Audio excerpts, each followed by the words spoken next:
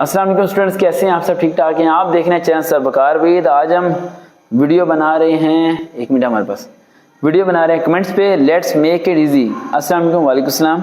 Sir क्या कोई PMA LC के इनिशियल इंटरव्यू में शलवार कमीज पहन कर जा सकता है? यस बेटा जा सकता है, कोई इंटरव्यू में मुजाकरत नहीं है, लेकिन वो शलवार कमीज आप पे खूबसूरत लग रही हो, रेड या येलो कलर की शलवार कमीज पहन के नहीं जानी, वो लग रही हो जिसपे वेस्ट कोट हो या खूबसूरत सूट कर रही हो।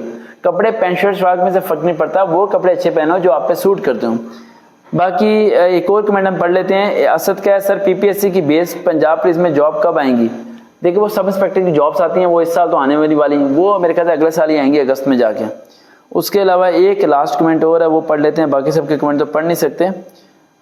सर अस्सलाम वालेकुम। वालेकुम सलाम। मोहम्मद सैम खान है, please tell me more about PMA. I have applied in PMA. YouTube पर सर्च करो फोर्सेस सर वकार विद, मेरी ढेर वीडियोस मिलेंगे, तमाम को सुनो, उसके नोट्स बनाओ, काफी फायदा होगा और पीएमए की हिस्ट्री पता चल जाएगी। देखते रहें चैनल सर वकार विद। दोबारा मुलाकात होगी। अल्लाह हाफिज।